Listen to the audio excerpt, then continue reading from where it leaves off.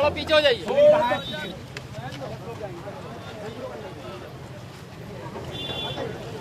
जिंदाबाद जिंदाबाद मातरम मातरम।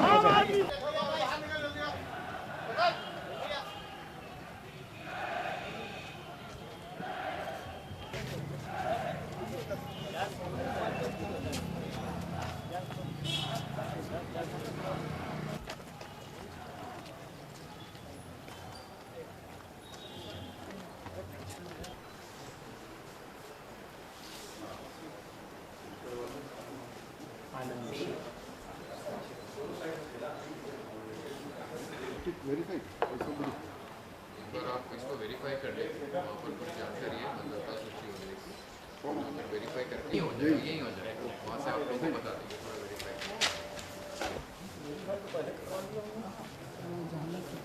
अगर शंका हो।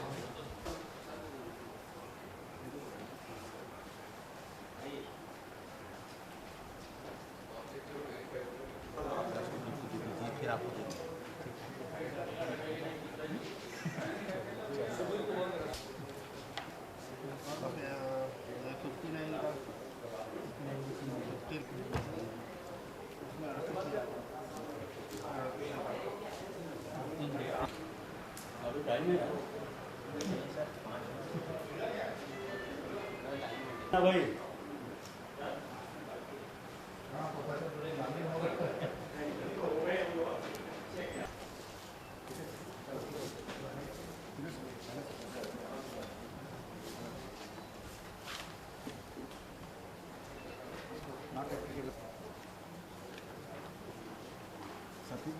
और दे दीजिए इस खाते में।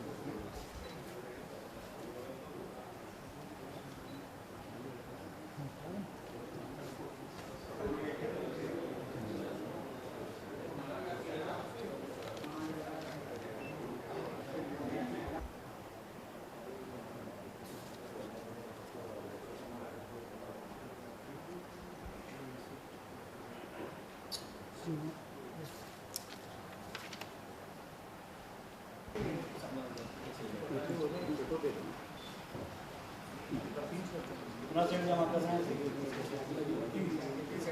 3 सेट आगे आप दे दीजिए उनको।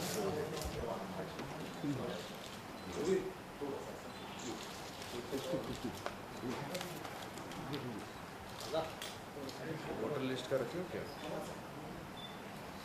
इनका निकाल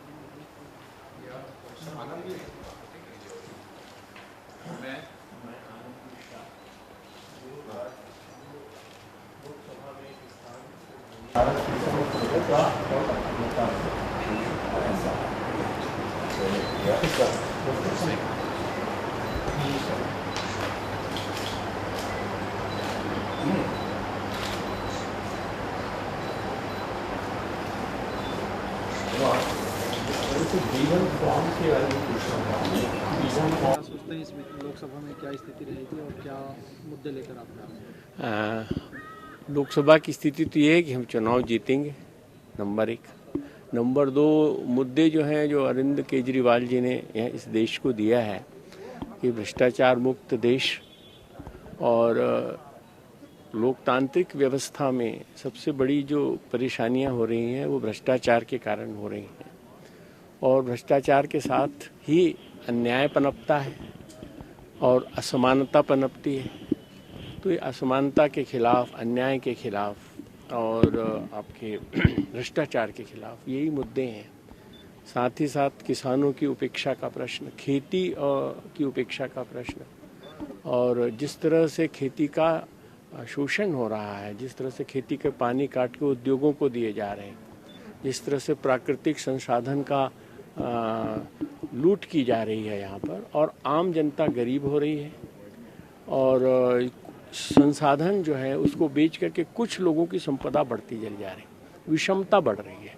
इस विषमता के खिलाफ हमारी लड़ाई है, और इस लड़ाई में हम इसी को मुद्दा बना रहे हैं। यही मुद्दा। बिलासपुर से आप विजयी होंगे? फॉर्म भरे, हम चुनाव लड़ रहे हैं तो निश्चित विजयी होंगे। इस संकल्प के साथ ही आ रहे हैं। मुख्य मुकाबला किससे रहेगा? मुख्य मुकाबला किससे? ये जनता तय करेगी। मैंने अपना नहीं, हम क्यों किसी के बारे में सोचे? हम तो अपने के बारे में सोच रहे हैं कि हम जनता के बीच जा रहे हैं, तो जनता हमारे बारे में सोचेगी, वही जनता तय करेगी कि किसका मुकाबला किससे होगा। जिस तरह से विधानसभा चुनाव में उत्साहित थी आप पार्टी, सरकार 49 दिन बनने के बाद गिरी हो सकती नहीं है सरकार। जिन लोगों ने हमें समर्थन दिया था, निःशर्त समर्थन दिया था, जिन मुद्दों पर और जिन मुद्दों को लेकर हम खड़े हुए थे, जन लोकपाल बिल का सवाल था। जन लोकपाल बिल यदि हम पास करेंगे, नहीं कर पाएंगे तो उसका कोई, और जब हमने वो बिल रखा तो उन्होंने कहा आप ये बिल नहीं रख सकते क्योंकि गवर्नर की अनुमति लगेगी। हमारा ये कहना था कि गवर्नर चाहे किसी भी चुनी हुई विधानसभा को यह अधिकार होता है कि वो प्रस्ताव पारित करे, और प्रस्ताव पारित करने के बाद गवर्नर यदि चाहे तो फिर उसमें जो रोक लगा सकता है रोक लगाए, या उसको पुनर्विचार के लिए भेज सकता है। पर आम जनता यह कहना कि गवर्नर से अनुमति से कोई विधानसभा, जो दिल्ली की विधानसभा है, कोई तहसीलदार की सभा या डिप्टी कलेक्टर की सभा तो है नहीं कि कलेक्टर से परमिशन लेकर हम प्रस्ताव पारित करेंगे। ये तो प्रस्ताव वो ऑटोनोमस है, अपने आप में स्वयंभू होती है। एक दूसरे को विरोध कर रही है, जो कहती है कि एक दूसरे के विरोधी है, वो विरोधी नहीं है। वस्तुतः रेल की पटरी है दो, एक है कांग्रेस, एक है भाजपा, और इस रेल की पटरी में साम्राज्यवादी पूंजीवादी साम्राज्यवाद जो है, पूंजीवादी साम्राज्यवाद, उसकी रेल चलती है। ये दोनों समानांतर एक ही दिशा पर चलने वाली पार्टियां हैं, और ये साबित होता है।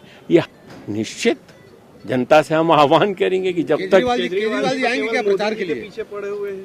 ऐसी बात नहीं है, मोदी जी के पीछे नहीं पड़े हुए। नहीं, राहुल गांधी के खिलाफ ही तो लड़ाई है, वो तो कह ही रहे हैं।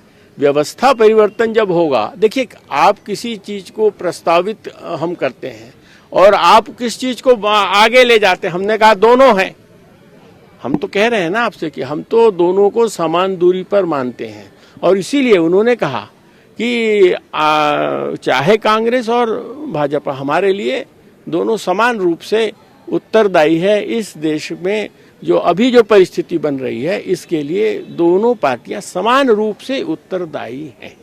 केजरीवाल जी को